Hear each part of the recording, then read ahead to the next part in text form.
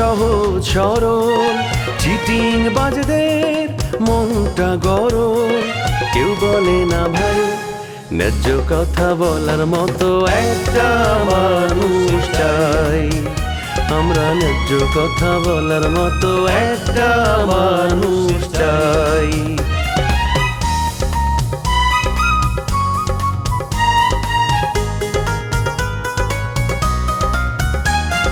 সৎ মানুষের ভাঙ্গা বাড়ি, ধান্দা বাজরা নেয় যে কাড়ি, কেমন নিয়ম ভাই উচিত কথা বলার মতো একটা মানুষ নাই। উচিত কথা বলার মতো একটা মানুষ নাই।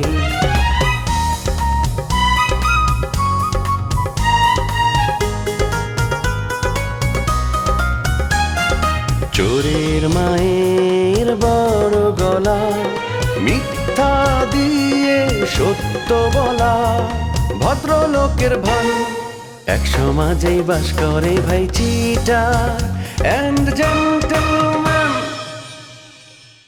আচ্ছা আমি তাহলে এক কাজ করি, বুলেট ভাইয়ের সাথে মজনু দুলা ভাইরা বলে রাখি, তোমাদেরকে হেল্প করলো, তোমরা যখন বাস থেকে নামবা তখন সঙ্গে সঙ্গে আমাদের লোকজন তোমাদের ঘেরাও করে একদম কাজে অফিস নিয়ে যাবে, বিয়ে দিয়ে তারপর তোমাদের ছাড়। তোমার দুইটা মায়া বড় হইছে না, অগুই বিয়া করে ফেলামু, তোমার শ্বশুর বানায় ফেলামু।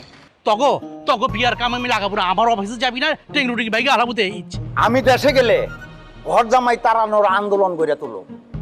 কোনো ঘর জামাই এই ভাদন গ্রামে থাকতে পারবো না। আরে আগামী নির্বাচনে আমি ইলেকশন করতেছি, আমি শিওর আমি নির্বাচিত হমু। নির্বাচিত হইলে আমার ঘর জামাই সমিতি পুরা ভাদুন গ্রাম শাসন করব, তখন তোমরা ওই গ্রামে টিকতে পারবে না কয়ে দিলা। বাবুল তোর জন্য তো বিরাট একটা শুন, তোর জন্য বিরাট একটা হট খবর আছে। রাহো তোমার হট খবর, আর আগে তুমি হট খবর দিয়ে খালি করতে চাও। তোমার কোনো হট খবর শোনার দরকার নাই, আমার কাম আছে আমি যেতেছি। এই ঘাট, তোর তো কপালটাই পুড়ে গেছে। এই কাকা আমার কপাল বুঝছে না, তোমার চোখ বুঝছে? হ্যাঁ আমার কপাল যদি হতে হতে পুড়লো নে, তাহলে তো এখানে আগুন ধরলো নে, এনে ঠোসা বললো নে, আস্তে আস্তে পুড়ে সব কিছু কয়লা গেল নিকা। কয়লা হয়েছে? আমি তো কোনো তাপই অনুভব করে পারতেছি না। হ্যাঁ এই যে এই যে এই যে এই যে দেখছাও পুরো তেল তেলা কপাল। হ্যাঁ এখানে কোনো দাগ আছে দেখো। তুই গাদা কোনোদিন মানুষ হইতে দেখছ? গাদা কোনোদিনই মানুষ হয় না। আরে তোর বউ লয়ে তো অন্য মানুষে ঘুরতেছে। এই তুমি যে দেখা হলে খালি বউ বউ করো, আমি বউটা কোনে পাবো? আমি কি বিয়ে করছি? আমি তো এখনো ব্যস্ত লাগ। নূপুর তোর কে? নূপুর নিয়ে তুই হানিমুন করলি, এখন কস নূপুর তোর কেউ না, তোর উপরে তো গজব করবো। এত মেলা মেশার পর এখন কইতাছস নূপুর তোর বউ না, এটা তো আমি মাইনা নিব না। আমি তগর সমাজের মানুষ হয়ে তোর এই অসামাজিক কর্মকাণ্ড আমি কিছুতেই বরদাস্ত করি না। রহমান কাকা তোমার কথা হই না, মেজাজ তোমার এতই খারাপ হয়েছে, মনে হচ্ছে কি নেতৃত্ব নেতৃত্ব তুই দাঁড়া আড্ডে সব দেখা করে হালা দেয়। তুমি আমার দর্জের বাদ ভেঙে হালাইছাও। ওই মিয়া আজে বাজে কথা কি আমি কাও? আমার মনে হচ্ছে কি যে তোমার কপালে আমার হাতের মায়ের আবার লেখা হয়ে গেছে। মাইরা তো সস্তা না, থানা পুলিশ কি সরকার এমনি বানিয়ে রাখছে? মাইরের কথা কইলেই কিন্তু আমি তখন আমি মামলা করি। রমজান আর তরে আসামি কইরা আমি একটা শক্ত মামলা দায়ের করব। গ্রামে কিন্তু আমি মামলাবাজ হিসেবে পরিচিত। তুই আমার কথা কানে নিতেছস না, তোর কিন্তু একসময় পস্তাইতে হইব। আচ্ছা কাকা তোমার কোন কথাটা আমি আমলে নিলাম না? আমি যা দেখলাম রমজান আলী তোর বললো কি অন্তরঙ্গ ভাবে চলাফেরা করতে। এই যে তোমরা মুরব্বীরা কিন্তু মানুষের সবক দাও যে পরকালে যার যার হিসাব তার তার দেওয়া নাই। তো নূপুর কোনে কি করতেছে না করতেছে তোমার মাথা করে কি? আমি ও যদি কোনো খারাপ কিছু করে থাকে তাহলে রাষ্ট্র আছে, আইন আছে, দেখবনি। ওর বিষয় নিয়ে তোমার কি? আরে আমার কিছুই না, তুই এলাকার মানুষ তাই তোর সাবধান করলাম।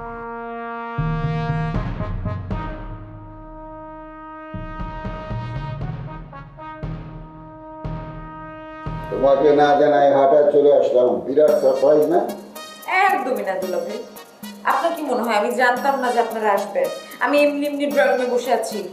দুলা ভাই আমি মিতার সাথে কথা না বলে কি বাসায় চলে আসবো, সেটা আপনি ভাবলেন কি করে? আসার পথে তোমার চাচার সাথে দেখা হয়েছিল। রহমান চাচার সাথে আমার চিরকালের শত্রুতা, এর লাগে দেখা হয়ে আমার যাত্রাটাই নষ্ট হয়ে গেছে। গ্রামে থাকলে ওর আমি মারতাম, আমি গ্রামে থাকলে আমার ডরে সে পারুলের দোকানে চা খাইতে আসতোই না, হ্যাঁ চা খাইতো মানার দোকানে। কথায় আছে না, যেখানে বাঘের ভয় সেখানেই রাত হয়। আমাদের অবস্থা হয়েছে এই, তোমার চাচাকে না আমি সহ্যই করতে পারি না। সে দেখা হলেই এত আবল তাবল কথা বলে। ঠিক দেখো, তোমার বাসার দরজার সামনে আসতে না আসতেই তার চেহারা মোবারক আমাদের সামনে এসে হাজির। আর যে উল্টাপাল্টা কথা শুরু করলো, দুলাভাই তো অনেক রেগে গেছিল। ফালতু একটা লোক, মেজাজটাই খারাপ করে দিছে। তোমার চাচার নামে দুর্নাম করলাম, মন খারাপ করো না। না না, আসলে মাইন্ড কি করবো, আমি খুবই সরি, ওনার হয়ে আমি সরি বলছি। দেখেন না, নূপুর যখন আমাদের বাসায় ছিল আমরা কি সুন্দর আরাম করে থাকতে পারতাম, অথচ এই লোকটা এসে নূপুরকে তাড়িয়ে দিল। আমারই তো পছন্দ না এই লোকটাকে। মিতা, আমাকে নিয়ে তুমি দুঃখ করো না। আমার জন্য এমনিতেই তুমি অনেক বেশি করছো। আমি সারা জীবন কৃতজ্ঞ তোমার কাছে। এর থেকে বেশি আর কি করবা তুমি আমার জন্য? তুমি যদি বলো রহমান চাচারে বাড়ির থেকে আউট করতে হবে, আমি এমন গেম খেলবো রহমান চাচা একদিনে আউট হয়ে যাবে। হয়েছে দুলাভাই, এসবের কোনো দরকার নেই। এখন ওকে নিজের কথা বলো। আমি মানুষের উপকার করতে এসে বিরাট বিপদে পড়ছি, ধরা খেয়েছি, তুমি আমার উদ্ধার করো। কি বিপদে পড়ছেন বলেন তো দুলা ভাই? আমার সাধ্য থাকলে আমি অবশ্যই চেষ্টা করব। আমি রোমিওর প্রেমিকা নাফিজারে তার অনুরোধে ঢাকা নিয়ে আসছিলাম। আমি যে নাফিজারে নিয়ে এসেছি ঢাকা, এইটা আমার অপরাধ হয়ে গেছে। আর নাফিজার বাপে আমার নামে অপহরণ মামলা করছে। আচ্ছা দুলাভাই, আপনি এত ঘাবড়াচ্ছেন কেন বলেন তো? মামলা দিলেই তো মামলা কার্যকর হয় না। আসামি গ্রেফতারের আগে তার সত্যতা যাচাই করা হয়। আর তাছাড়া নাফিজা তো বাড়িতে চলে গেছে, তাহলে এত ভয় পাওয়ার কি আছে? আমি থানায় কথা বলে দেখছি। এমনও তো হতে পারে যে কোনো কিছুই হয় না, কোনো মামলাই হয় না, ওরা শুধু শুধু আপনাকে ভয় দেখাচ্ছে। আমি থানা থেকে আগে শিওর হইনি। তুমি তাড়াতাড়ি থানায় ফোন করো, আমি বুঝতেছি না আমার কি অপরাধ। আপনার অপরাধ কিছুই না। আর এত ছোটখাটো ব্যাপারে যদি মামলা হতো তাহলে তো এতদিনে থানায় মামলার হিড়িক পড়ে যেত। আরে আমি বলি কি হয়েছে, ওই যে অনেক সময় ঝগড়াঝাটি করার সময় বলে না যে আমি তোমার নামে মামলা দিব, মামলার হুমকি দেয় না, ওইটাই মনে হয় বলছে। আপনার কাছে আসছে যে মামলা করেছে। এই যে একদম ঠিক কথা বলছে। আমার মনে হচ্ছে এখন মিতাই ঠিক বলছে। দুলাভাই দেখেন, আপনার নামে কোনো মামলা টামলা কিছুই হয় না, আপনি অযথাই ভয় পাচ্ছেন। আসলেই গ্রামে কোনো কিছু হইলেই এই রমজানের দোষ, অথচ রমজান জীবনে কারো কোনো ক্ষতি করে নাই, সে একটা নির্দোষ লোক। আচ্ছা ঠিক আছে, আপনারা বসেন, আমি ফোন দিয়ে আসতেছি। নূপুর তো ভালো মেয়ে না, স্বভাব খারাপ। নূপুর নিয়ে তোর সংসার তো বেশি দিন টিকবো না। আমি বুঝলাম না, আপনার হাতে যেদিনে দেখা হইল সেদিনে ঘুরে ফিরে খালি নূপুরের বদনাম করে। নূপুর আপনার কি ক্ষতি করতে পারছেন দেখি? ও আমার বিরাট ক্ষতি করছে। আমার নামে ও মিতার কাছে বদনাম করছে। ওর কারণে মিতা আমার দেখতেই পারে না। আমিও ওর ক্ষতি করছি।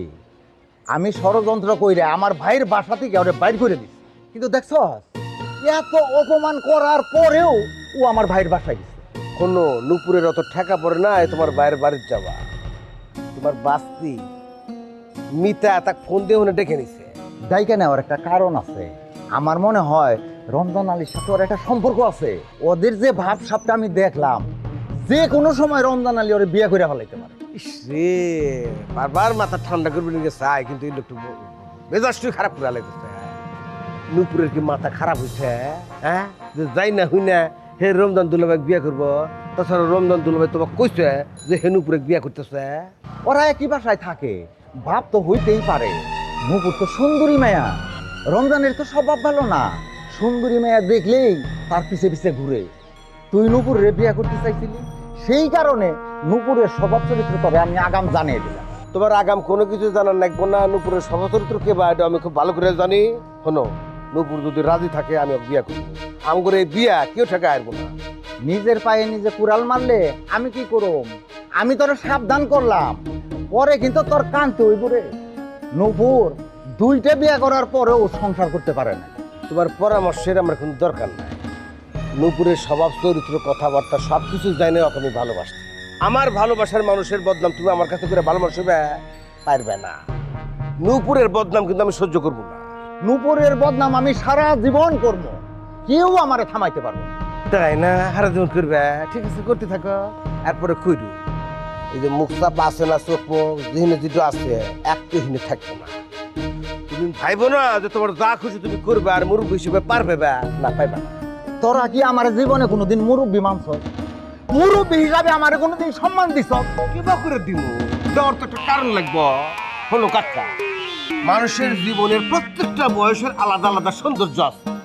তোমার বয়স যখন 1 বছর আসছিল তখন তুমি ফিটারে দুধ খাইছাও, সবাই কিন্তু ওরা ভালো হয়ে দেখছে, কইছে না বাচ্চা সুস্থ আছে, দুধ খাইতেছে।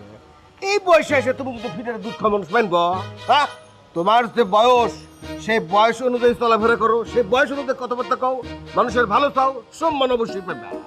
আমার আর তোকে কোনো সম্মানের দরকার নাই, তোকে আমার মুরব্বী হিসাবে মানানোর দরকার নাই। যা, আমি তোর একটা কথা কয়ে গেলাম। তোর আমি একটা কথা কয়ে গেলাম, শালার কোভিড ভাইরাস এসে ভয়ঙ্কর ভাইরাস হলো এইগুলা। মানুষের বাড়িতে মাংনা মাংনা খাইবো, আর এই যে মানুষের খালি দুর্নাম ছড়াইবো, কিন্তু মানুষই বোকাবে। এ শিখছি দেখছাও, কোথাও তো সময় নষ্ট করলাম। নুপুর, একটা বিষয় আমার মাথায় ঢোকে না। মিতার মতো একটা বড় লোকের মেয়ে রাজার মতো একটা আধা পাগলের প্রেমে পড়লো কিভাবে? নাকি রাজার মতো মিতার মাথাতেও সিট আছে? না না দুলা ভাই, কথাটা একদমই ঠিক না। মিতার মাথায় কোনো সিট নেই। আসলে ব্যাপারটা হচ্ছে যে ওদের এই পছন্দের ব্যাপারটা, যে ভালোবাসার ব্যাপারটা, সেটা বাল্যকাল থেকে ওরা একজন একজনকে পছন্দ করত। এই প্রেম এখনো রয়ে গেছে। আর তাছাড়া মিতারা যখন বাড়িতে ছিল তখন তো আসলে ওদের এত টাকা পয়সা ছিল না। এই রাজা পাগল মাঝে মধ্যে পাগলামি করে কে? এই যদি একবারে ভালো হয়ে যেত তাহলে তো আমাকে কপাল খুলে যেত, এর লগে মিতার বিয়ে হইতো, আমরা রাতে রাতে কোটিপতি। দুলা ভাই, শুধু কোটিপতি না, শত শত কোটিপতি। রাজা ভাইয়ের কপাল খারাপ, মিতার মতো এত ভালো একটা মেয়েকে বিয়ে করতে পারলো না। ওই ছাগলে কোনাক্কেলে যে মিতারে রেখে লতারে বিয়ে করতে গেছিল, আরে আমি জানতামই না মিতারা এত ধনী। কেন, আপনি বুঝি জানতেন না মিতার আব্বা আমাদের উপজেলা চেয়ারম্যান ছিলেন? আরে জানি তো এটা, কিন্তু তার যে এত টাকাই তো জানতাম না। মনে হয় পাবলিকের টাকা মেয়েটা ফাঁস করে দিচ্ছে গো। দূর দুলা ভাই, আপনার মাথায় না সারাদিন খালি কুচিন্তা, বুঝছেন? মহসিন আঙ্কেল আগে থেকেই বড়। মহসিন আঙ্কেলের বাপদাদারা অনেক ধনী ছিলেন, বুঝছেন? আপনাদের এলাকায় মহসিন আঙ্কেলের সময় সবচেয়ে বেশি উন্নতি হয়েছে, বুঝছেন? উনি উনার নিজের পকেটে টাকা দিয়ে আপনাদের এলাকায় অনেক উন্নতি করছে। শুধু শুধু না জেনে একটা মানুষের নামে বদনাম করবেন। ভুল হয়ে গেছে, আমার এইসব কথা আবার মিতার কানে দিও না, আমি তেমন খারাপ করবো। দুলা ভাই, আমি মাত্রই থানায় কথা বললাম। আপনাকে যে বলেছে মামলা হয়েছে সে পুরোটাই ভুগিচুকি বলেছে। আপনাকে ভয় দেখানোর জন্য বলেছে, কোনো মামলা হয়নি, কিচ্ছু হয়নি। দেখছো কারবার, শিউলি আমার কত ভয় দেখাই দিচ্ছে। ভয়ের সাথে আমার নাম হওয়া বন্ধ। আমি অক্ষর বসায় যাবো, শিউলির নামে মানহানি মামলা করবো। দুলা ভাই, শিউলিয়াপা কিন্তু কোনো মিথ্যে কথা বলে নাই। নাফিসার বাবা গিয়েছিল মামলা করতে, কিন্তু আপনার ওয়াইফ কবিতাপা আর পারুলাপা গিয়ে নাফিসার বাবাকে সব কিছু বুঝিয়ে বলেছে, তারপর নাফিসার বাবা মামলা করে নাই। দেখছেন দুলা ভাই, যে বউর আপনি উঠতে বসতে দিনের মধ্যে 3 বার তালাক দেন, সেই বউ ভালোবেসে আপনার জন্য কত বড় স্যাক্রিফাইসটা করলো। কবিতা আমার বউ, সে তো আমার লেগে স্যাক্রিফাইস করবোই, কিন্তু পারুল তো আমার বউ না। সে আমার লেগে কত বড় স্যাক্রিফাইস করলো ভেবে দেখছো? একেই বলে প্রেম, একেই বলে ভালোবাসা, একেই বলে মহব্বত। লাখ বছর জিন্দা রবে সচ্চা মহব্বত। কবিতাপার থেকে পারুলাপার প্রতি আপনার টানটা একটু বেশি, এটা কিন্তু ভালো না। দেখো মিতা, কবিতাপা এই জায়গাটাতেও দুলাভাইয়ের জন্য স্যাক্রিফাইস করছে। কবিতাপা কিন্তু জানে যে দুলাভাই পারুলকে পছন্দ করে, ভালোবাসে, তারপরও এখন পর্যন্ত এই লোকটার সাথে সংসার করে যাচ্ছে।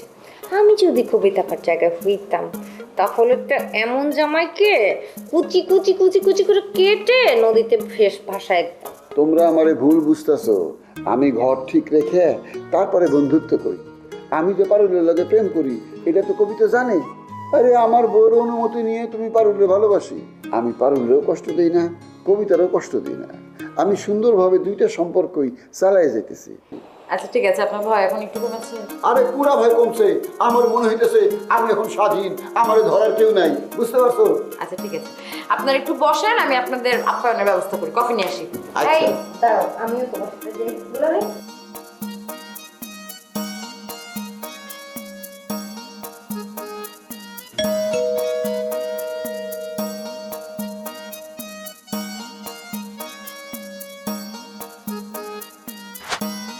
হ্যালো, এটা কি আপনার বাসা? জি না, এটা আমার বাসা। রবিবার মাঝে মধ্যে এখানে থাকি। কে এই যে আপনার কয়া হলেছে যে এই বাসাটা তারই বাসা?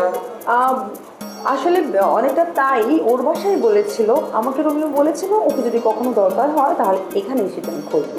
আজকে একটা দরকার ছিল তাই এখানে চলে এসেছি ওর খোঁজে। শোনেন, রোমিও ভাই হইতেছে আমার বড় ভাই শামসুর বন্ধু, এখানে থাকে। তবে হেতু বিয়ে করার জন্য গ্রামের বাড়ি চলে গেছে।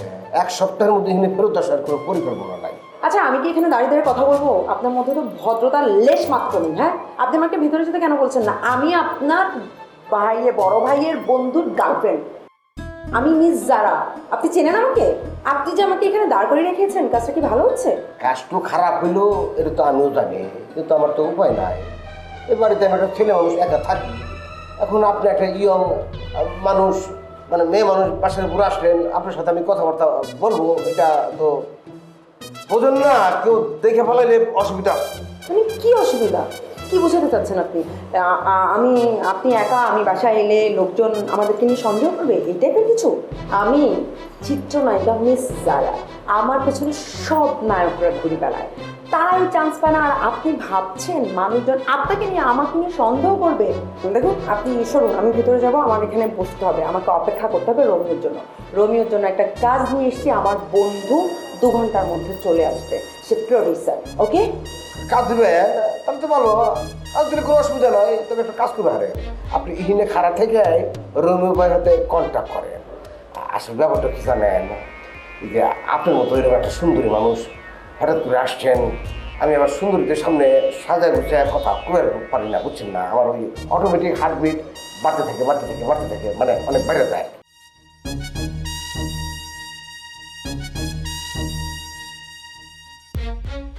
আচ্ছা চাচা, আমাকে একটা কথা বলেন তো, আপনি আরো 1 সপ্তাহ আগে আমাকে বলছেন যে আপনি বাড়ি থেকে চলে যাবেন, কিন্তু এখন পর্যন্ত গেলেন না, কারণটা কি? কারণ তো অবশ্যই আছে রে মা। কারণ হলো তোমার বাবা। তোমার বাবা আমার এত কাজ দিয়ে রাখছে, যেমন তোমাকে জমির কাজ, তহসিল অফিসের কাজ, ব্যাংকের কাজ, এই সমস্ত কাজ শেষ না করে আমি যাই কেমনে? আমার বাবাকে আমি হ্যান্ডেল করতে পারবো। আমার বাবার যত কাজ আছে, জমি জমার কাজ, ব্যাংকের কাজ, অফিসের কাজ, সবকিছু আমি হ্যান্ডেল করব। আমি বাবার সাথে কথা বলবো, তাও প্লিজ আপনি আমাদের বাড়ি থেকে যান।